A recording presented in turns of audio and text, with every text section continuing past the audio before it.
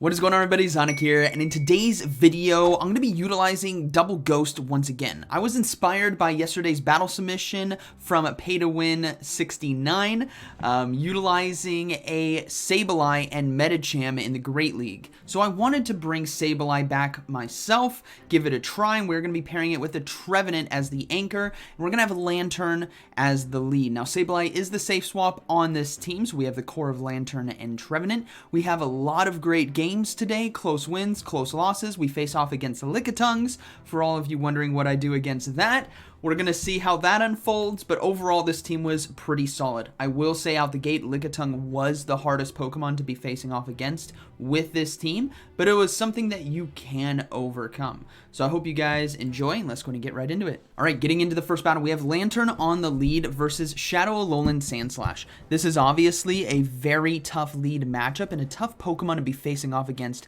for our whole team. So what we're going to look to do is stay in with Lanturn and try to go for 2 Surfs. That's going to be enough to KO a Shadow-Alolan Sandslash, and they're going to have to throw 2 Drill Runs in order to get rid of us. So we're just going to go ahead and safely no shield and let this go. Now, Lanturn's role on this team is to really lock down some of those popular flyers or water type Pokemon that we see in the meta. But that doesn't mean that Sableye can't do well against those as well. So we do get ourselves shield advantage. I decide to swap into Sableye to try to quickly fast move them down, but they react very quickly, obviously, and get the Drill Run off. And sure enough, there is one of those flyers on the back line. And this is what Sableye does. When you have that lead of the lead of Lanturn, the flyer typically comes into a Sableye safe swap almost every single time. And Mantine right here just really doesn't have the damage to one-shot a Sableye, even with the updated Water Pulse, which is a pretty decent move now.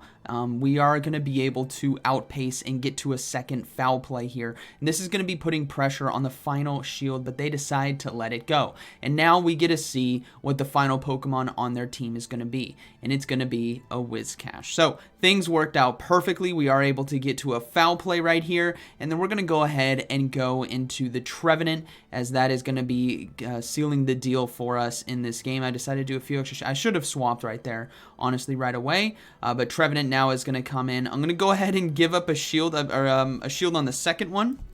I decided not to on the first one. And then this is going to be a good game. We just Shadow Claw down. I tried to catch the charge move. My opponent swaps into Sandslash, and then we're just going to fast move down. That's going to be a good game, very well played. Once again, if you recognize a Pokemon that is on the lead that does very well against this team, you want to try to eliminate it so that it can, so that Trevenant can sweep. Good battle. Alright, moving to the next one, Lanturn versus Artibax. This is another Pokemon that is kind of tough for this team to deal with. Dragon Breath is very strong against a Trevenant, and Lanturn as well is only doing resisted damage. So we're going to play this a little differently than the Shadow-Alolan Sandslash lead. We're going to let them throw a Dragon Claw. We're going to go for Thunderbolt here. This is still going to do a good amount of damage. Just because Artibax is a Dragon type doesn't mean that we can't get it below 50% HP. And we're going to go ahead and swap into Sableye now and look to go for an aggressive farm down. We should be able to shield and Shadow Claw down, as they did decide to go for Avalanche here. And then now we definitely have a fast move farm down before us, and this is beautiful. If you are a Sableye player, this much energy is always something you look forward to, as foul play now is going to be going into Clodsire here. So we had Artibax, we have Clodsire.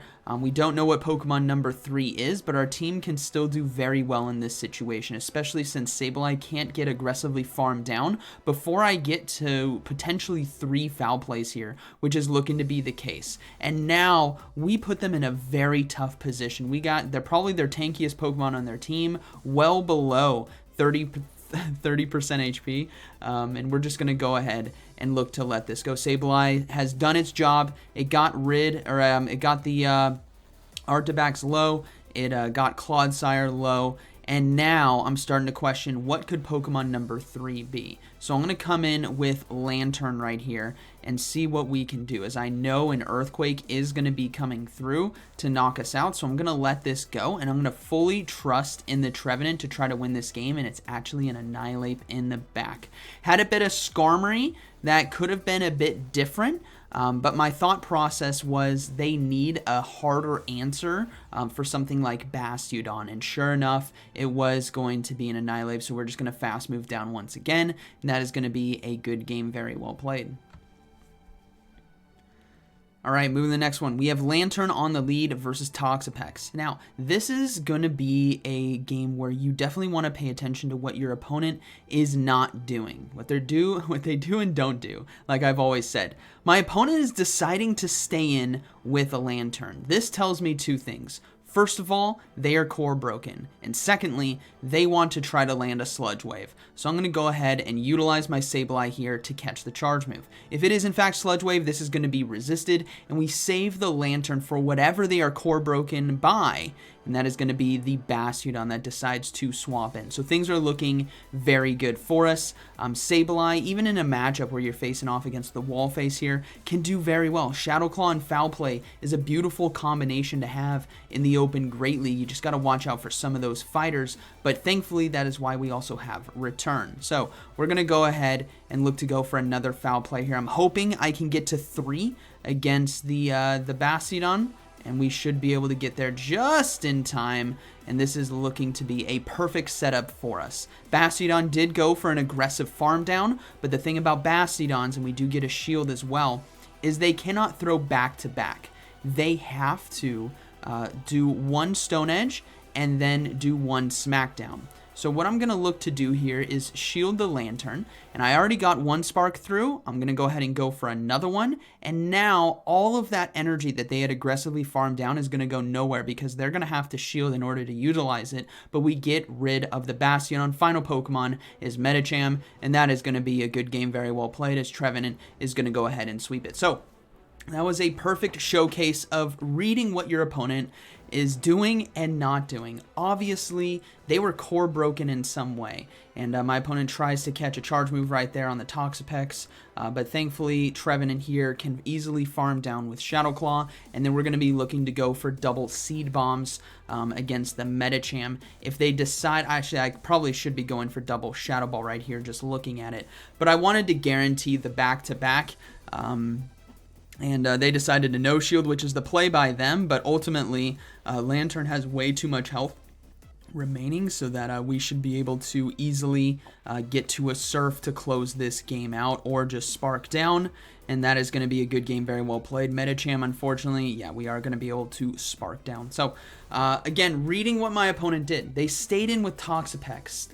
Obviously that's a bad matchup. There was a reason why, and it was Bastion on the back, so able to catch the Sludge Wave there was pivotal for us in that game. Good battle. All right, next one, we have Altaria on the lead. Now, Altaria commonly pairs well with a water-type Pokemon. Sometimes it's Lanturn, sometimes it's Whiscash, maybe Poliwrath, maybe a Azumarill. So I'm not too concerned about making sure I keep Lanturn alive because I do have Trevenant. So what we're going to look to do is leverage our Lanturn's ability to do a lot of neutral damage here in this matchup. Thunderbolt is going to do quite a bit, and 2 of them will be able to knock out, especially with the added damage here from Spark. So I'm just going to go ahead and go for the guaranteed knockout right here to get myself shield advantage, because that is going to be crucial, but they decide to let it go. They come in with their own Lanturn. So this now is starting to tell me a story. There is a very strong and popular team out there that was #1 last season, and that is Altaria, Lanturn, and Skarmory. So we're going to go ahead and play to that. I come in with Trevenant, they come in with Skarmory, and now we have Sableye against Skarmory, 2-2 shields, and this is looking to be a very good situation for us. Obviously, Sableye has to watch out for the Sky Attacks or Brave Bird, but they went for Brave Bird first, which definitely put them, I think they were trying to sneak it through potentially there, but definitely put them behind now because Shadow Claw is going to be doing so much more damage than it should be. And what we're going to look to do is go for double Foul Play, and Trevenant should be able to close this game out for us, as we can easily get both shields right there from the Foul Play, and they're going to go ahead and try to go for another charge move here, but my Sableye does have enough energy where I should be able to safely shield and throw the Foul Play here just before Switch Clock comes up. That way I ensure that I eliminate the Skarmory, and then Trevenant is going to have a beautiful 1v1 against the Lanturn and the 0 shields, and you guys know that that's going to be a good game, very well played. All right. Moving into the next one, we have Lanturn versus Magnezone. Shadow Magnezone at that. This is a tough Pokemon for this team to potentially handle because of the sheer amount of damage that it can do with Wild Charge. I'm looking to go for Surf here, and what I'm thinking is I faced off against a Shadow Magnezone before, and in multiple times that I faced off against it, it had Annihilate or Giratina Origin as its anchor. So I'm going to look to save shields for that. Boom! Down we go to Wild Charge. I'm going to come in with Sableye, and I think this was a mistake right here. I should have come in with Trevenant because I could have no-shielded the Wild Charge, but now I'm forced to shield, and we do see a Gligar swap in. So if it is in fact Giratina Origin or Annihilate in the back, we still have Trevenant to potentially win this game, but I think a slight misplay on judgment on my end. I didn't take the allocated time to really think it through, knowing that they're likely going to go for a double Wild Charge. Clearly, Trevenant was going to be the play right there to come in and take that resisted damage. Now, Sableye in a very tough position right here. I have to no-shield. It is going to be the Aerial Ace, but we are going to be able to survive, and I go for a Foul Play. And what I'm going to look to do is after this Foul Play, I'm hoping to swap out right away into Trevenant. And sure enough, let's see what's going to be in the back. The Magnezone comes in, and they are loading up on energy. And this is now looking to be like a very close battle. I'm going to have to shield right here. Wild Charge is still going to hurt.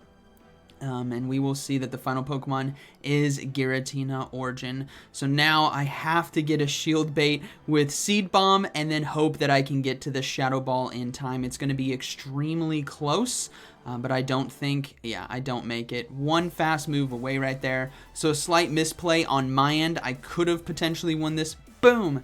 Game had I utilized Sableye a bit better than what I did, but regardless, good game to my opponent. All right, moving to the next one, Lanturn, Skarmory. Very good lead right here. Obviously, we want to capitalize on this lead, but they swap in a Hakamo'o. And this is something very dangerous for this team. If we don't have a hard answer to it, let's just be completely honest. We have Shadow Claw damage and Foul Play chip damage, but regardless, we are getting shields, and that's because I'm building up to return to threaten the one-shot. But unfortunately, Sableye, as they go for a Brick Break here, is not a hard counter to a Hakamo'o. So what I'm going to do is go for one last Foul Play, just to try to see if I can get any extra chip damage in, because Trevenant can still do well against Skarmory, especially in the 2-0 shield. Remember, Skarmory's run with Steel Wing instead of Air Slash as the fast move now. So what I'm hoping for, and I'm making a hard team read here, is that they have something like a Poliwrath, a Whiscash, a Feraligatr, something like that. Whiscash would make the most sense because of the polarity of typing and resistances as the anchor of their team. Because Trevenant then can do very well against that, and in the 2-0 shields, it can still do well against Skarmory. So we're going to go ahead and look to fast move down the Hakamo'o. We're going to be switching out right away, but they have a Guzzlord in the back. That is not what I was expecting, and now everything hinges on this Trevenant trying to carry me through this game. So, again, I made this play reading a Whiscash, right? You would have made the same read too. Something like Poliwrath could have been another great read, but what we're going to have to do now is obviously shield the Sky Attack and go for an aggressive farm down. Trevenant right here needs to land multiple charge moves against the Guzzlord. Shadow Ball is resisted, Seed Bomb is resisted, but the thing about Trevenant is never count it out, as we are going to be able to get to a Seed Bomb right here, and this amount of chip damage is going to be perfect for our Lanturn. Remember, we still have one shield remaining, and the Guzzlord has to throw double Dragon Claw in order to win this game, but thankfully, Surf is going to be enough damage right here, we hope. Because Surf, even though it is resisted, boom, it takes out the Guzzlord, and that is going to be a good game, very well played.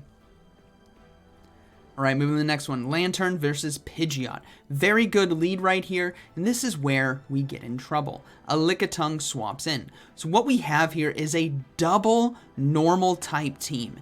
This is obviously very dangerous if you are running a double ghost type team, because normal is going to be resisting a lot of the power and leverage that we have, which is going to be Shadow Claw as the fast move. Now, I decided to swap into Trevenant in this situation for 2 reasons. One, Sableye will do better against Pidgeot because I'm likely going to be losing Switch. And 2, Trevenant's going to be resisting Body Slam and Power Whip. Now, the unfortunate thing about this matchup is that Trevenant is not going to be able to get to the second Seed Bomb in time, so I'm going to go ahead and let this go, as the Power Whip will KO us. I lost Switch advantage. Lickitung is a very tough Pokemon to deal with, but I'm going to go ahead and come in with Sableye right here and look to go for an aggressive farm down. I might have to give up a shield here on the Power Whip. It's going to do quite a bit of neutral damage, definitely gets me to about 50%, a little bit below HP, but this aggressive farm down is going to give me the needed energy to potentially win this game. And let's see Pokemon number 3. It's actually going to be the Pidgeot. So I'm going to go ahead and go for the foul play here, hoping to get a shield, right? The pressure of return is definitely at the forefront, but they decided to no shield, and now I'm in a dangerous position as I counter swap into Lanturn, and they have a Diggersby in the back. Triple normal team against double ghost. This is probably one of the hardest teams you would face off against. It doesn't matter if I one lead with Lanturn, having 3 normal type Pokemon is going to be very tough to deal with. Now, obviously, looking back in hindsight at this, knowing that they do in fact have another normal type back there, and it's going to be the Diggersby, Trevenant staying in the back would have been the better play. Seed Bomb does do super effective damage in that matchup, so maybe Sableye coming into Lickitung would have been a bit better. But I have to make the call in the moment. It's always a hindsight is Captain Hindsight is always there for you, right? But ultimately, this is probably the toughest team to be facing off against. I swap into Sableye, looking to go for a sneaky foul play here, trying to get rid of the Diggersby, and then we are going to see what we can do against Pidgeot. I'm really devastated I didn't go for a return to try to get more health away from them, but they're obviously going to be shielding here, and now Pidgeot is in the driver's seat. They have Brave Bird, they have Feather Dance. This is looking to be a good game, as Brave Bird now is going to KO us. Boom, down we go, and Lanturn is going to come in and unfortunately go down as well. But ultimately, good game to my opponent. Triple normal, very tough to deal with a double ghost team. So yeah, good game. Alright, moving to the next one. Lanturn versus Skarmory. Very good lead right here, and what we will see is my opponent decides to swap out into Lickitung. We just faced off against a Lickitung, and we are now going to try to play this a bit better. Doing some team reading here, right? Skarmory and Lickitung, it would make a lot of sense if my opponent had something like a Poliwrath, maybe a Whiscash back there as the anchor, and Lickitung is a beautiful safe swap. So I'm going to go ahead and shield. I'm going to keep Skarmory or Lanturn a bit healthy, and now I'm going to come in with the Sableye into this matchup rather than the Trevenant, because Trevenant can still do decent against Skarmory with Shadow Claw and Shadow Ball. We're going to look to no-shield the Power Whip as well, as this is going to get us relatively low, but we're in a very good position where I can go for double foul play here. If they decide to shield, great. If they decide not to, I'm going to have to go for the aggressive farm down and look to maintain switch advantage. Obviously, I want Skarmory aligned to my Lanturn, and I want the Trevenant aligned to whatever they have in the back. And Sableye right here does a fantastic job at farming down.